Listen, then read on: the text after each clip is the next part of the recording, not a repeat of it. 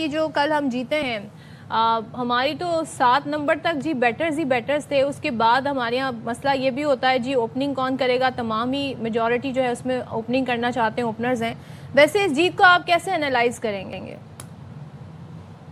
अच्छा खासा सुकून से जीते हुए मैच को पैनिक में बदल दिया। और ये पाकिस्तानी टीम की स्पेशलिटी है कि एकदम से विकेटें गिरने लगती हैं और फिर हाथ पैर फूल जाते हैं। अगर कल का मैच पाकिस्तान हारता तो जाहिर है जो मेन प्लेयर हैं रिजवान सलमान आगा, इनके ऊपर ब्लेम जाता कि अच्छी खासी इनिंग्स खेलते खेलते आपने अपनी विकेट गंवा दी और आपने मैच फिनिश नहीं किया। रिजवान आए प्रेस कॉन्फ्रेंस में, बड़ी ईमानदारी से उन्होंने कबूल किया कि वाकई मैच फिनिश करना चाहिए था, लेकिन आइंदा हम इस तरह की गलती नहीं दोहराएंगे। इस तरह की गलती अगर बड़ी टीम के खिलाफ दोहराते, यही सामने फुल स्ट्रेंथ जनूबी अफ्रीका की टीम होती, तो वो आपको बख्शती नहीं और वो आपको आखिरी 2 ओवर में 12 रन भी नहीं बनाने देती। जीत जीत होती है, लेकिन इस जीत से बहुत कुछ सीखने की जरूरत है पाकिस्तान टीम को कि पैनिक नहीं करना चाहिए और मैच फिनिश करके आना चाहिए जो मुस्तनद बैट्समैन होते हैं। नजीब भाई, same question, how would you analyse कल की विक्ट्री, इवन दो कि वो ही पिच है जहां पर हम 9 मैच जीत चुके हैं माजी में, और अपने ही होम ग्राउंड में आप बौखलाहट का शिकार हो जाते हैं, आप घबरा जाते हैं, आपको सेंसेशंस होने लग जाती हैं।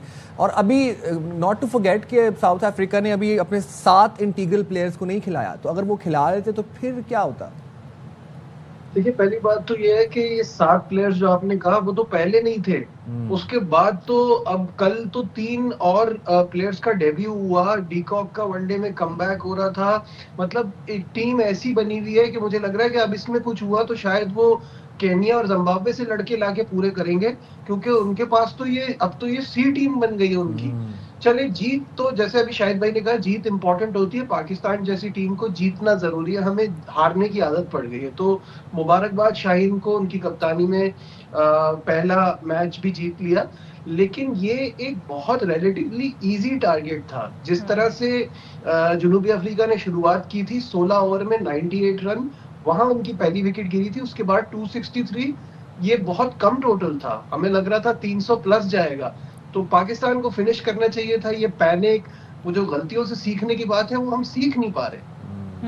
और मुझे ये भी बताइएगा, आप साइम के हवाले से क्या कहेंगे? गो कि उन्होंने फिर से देखा हमने कि 2 विकेटें हासिल की और मुसलसल वो बॉलिंग में इन्वेस्ट तो हमने उन पर एज ए बैटर किया है। बाबर का भी बता दें, बाबर 7 रन बनाए जिस गेंद पर वो आउट हुए, उसके बारे में क्या कहेंगे जी? वो अच्छी बॉल थी या बाबर ने गलत शॉट खेला? देखिए, जहां तक साइम की बात है तो साइम को एज एन ऑलराउंडर इस्तेमाल कर रहे हैं। फखर और साइम अच्छा खेल रहे थे। वही बात है, इस मैच में 2 बार ये गलती हुई कि जब आप जा रहे हैं और इस कमजोर बॉलिंग के खिलाफ जा रहे हैं, then go till the end. अगर फखर जमान जो कि 150-200 करने की भी सलाहियत रखते हैं, उनको जाना चाहिए था एंड तक। साइम ने अगर स्टार्ट लिया था तो उसको बड़े स्कोर की तरफ कन्वर्ट करना चाहिए था। और फिर यही चीज रिजवान और आगा सलमान पे भी आती है कि जब आपने मुश्किल वक्त गुजार लिया, मुश्किल टाइम तो वो था ना जहाँ ये दोनों खड़े हुए थे, तो फिर एंड तक करें।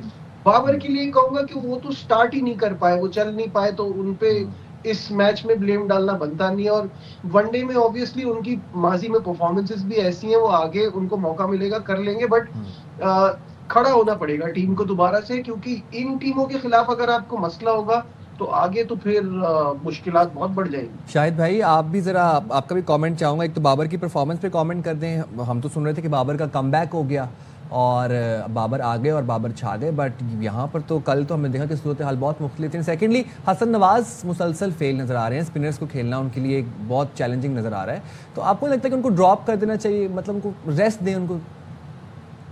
देखिए, जैसे बाबर आजम की बात है, बहुत से फॉर्मर प्लेयर्स कह रहे हैं कि उनका कोई मेंटल प्रॉब्लम है। उनका थोड़ा सा स्टांस, जो खड़े होने का क्रीज पर स्टाइल होता है, वो थोड़ा सा चेंज हुआ था कुछ अरसे पहले, जिसकी वजह से उन्हें प्रॉब्लम हो रहा है। इनसाइड आउट शॉट मारने के लिए उनको वो स्टांस दिया गया है। अगर ये बात दुरुस्त है तो बाबर आजम को मशवरा करना चाहिए। अच्छे बड़े प्लेयर्स हैं, क्या प्रॉब्लम हो रही है? वो अंदर आती हुई गेंद पे, खुसूसन बाएं हाथ के स्पिनर पे बहुत आउट हो रहे हैं। टेस्ट मैचों में 6 दफा प्रभत जयसूर्या पे आउट हुए, 5 दफा महाराज पे आउट हुए। कल भी वो left arm spinner beyond fountain पे दूसरी दफा वाइट बॉल क्रिकेट में आउट हुए हैं। तो उनको अपना ये मसला एड्रेस करना चाहिए।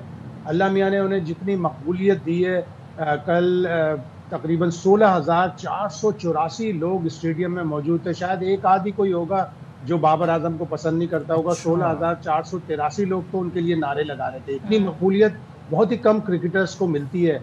और उसके बाद जब वो आए, उन्होंने एक कवर ड्राइव मारा तो पूरा क्राउड तालियों से, पूरा स्टेडियम तालियों से गूंज रहा था, लेकिन बाबर आजम ने फिर मायूस किया। वो सिर्फ 7 रन बनाकर आउट हुए, तो उनको प्रॉब्लम का शिकार हो रहा है। उनको ज़रूर एड्रेस करना चाहिए, 2-3 लोगों से मशवरा करना चाहिए। बहुत ही इंट्रोवर्ट किस्म की पर्सनालिटी है, उन्हें चाहिए कि अच्छी तरह किसी से पूछें ताकि ये ओवरकम हो। अब 30 इनिंग्स हो गई, वनडे में उनकी कोई सेंचुरी नहीं है। और जहाँ तक हसन नवाज की बात है, शायद माइक हसन उनको वनडे का और थोड़े दिनों बाद अगर वो टेस्ट के कोच बन गए, टेस्ट का भी प्लेयर बना देंगे। T20 का अच्छा प्लेयर है, उसे ना खराब करें। उसने लिस्ट ए के यानी जो डोमेस्टिक के वनडे मैचेस होते हैं वो भी बहुत ही कम खेले हैं।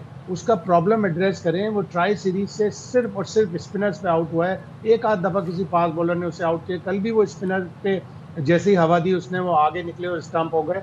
तो उनका मामला एड्रेस करें और उनकी जगह कोई ऑलराउंडर खिलाएं, जैसे फहीम अशरफ ने दोनों T20 में बड़ी अच्छी बॉलिंग की, एशिया कप के फाइनल में बड़ी अच्छी बॉलिंग की, और वो बैटिंग भी कर लेते हैं। तो आप डाउन दी ऑर्डर इतने सारे बैट्समैन ना खिलाएं, ऑलराउंडर खिलाएं।